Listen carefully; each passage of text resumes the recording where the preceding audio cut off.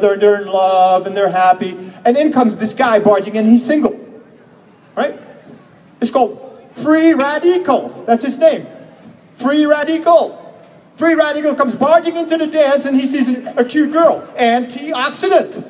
Hey, I like Auntie, she's cute. I want to go dance with her. So he knocks over her partner, he grabs her, and starts dancing with her.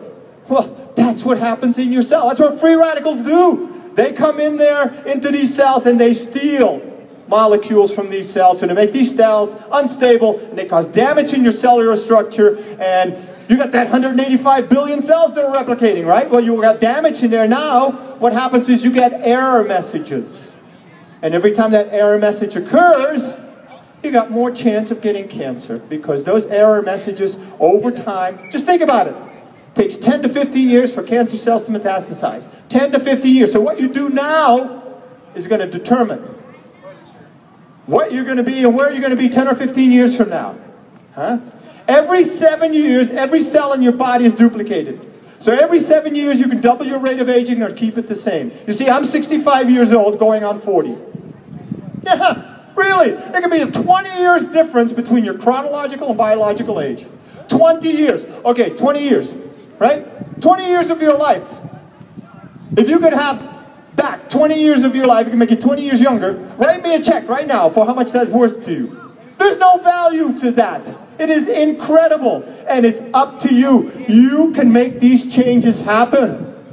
Again, it is not easy because you're talking about change. The biggest factor and obstacle that I have to deal with when I'm out here talking, when I'm talking to people, I'm on the radio, you know, the Carey Brothers on the house, Carl's Corner, or I'm on, you know, Forever Young segment on ABC. The biggest factor that I have to come across with is change. People don't want to change. Change is uncomfortable, and I'm going to stay here, you know, in my little corner, and I'm kind of comfortable here, even though I know I'm probably going to be dead, but I'm comfortable, so I'm not going to change. Okay, well, you know, you have to change. The 3 factors of change is, first is information. Information. We're all drowning in a sea of information. There's the internet, there's books, it's easier to go take a new seminar and learn something new than apply what you already know. Daniel Webster put it this way: it's better to read one book 5 times than to read 5 books. Yeah. You know? Learn the information and apply it. So we're drowning. There's plenty of information out there. We're drowning in a sea of information. The second is attitude. We've all got this attitude. Oh no, I can't do that because this might happen. And we've been taught this since we were kids. No, don't do that. Don't cross the street, you're going to get hit. Don't do that or you might burn your finger. Don't do this, don't do that, don't do that. Don't. That's your attitude. So now, right, you have this, what I call stinking thinking. You need to overcome this. And instead of red light thinking, go to green light thinking. Think about something and say, oh, wow, oh, wait a minute. Why am I against that? Let me analyze this thought or idea, rather than right away put up this wall and say, oh no, I'm not going to do this. No, let me think about this.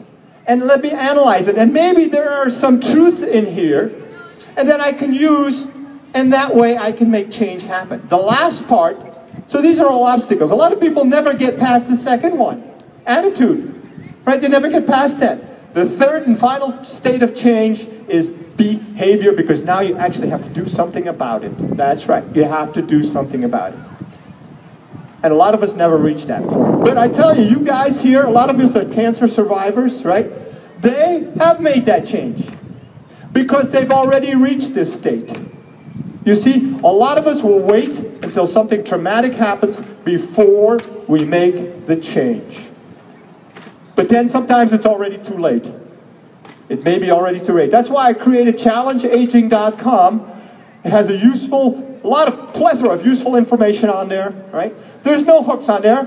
Nobody's trying to sell anything. We just want to give you advice, give you options, educate you, maybe inform you, so you can take back control in your life, right? So you can make the right choices. So you can go to the store and you know about inflammatory foods, right?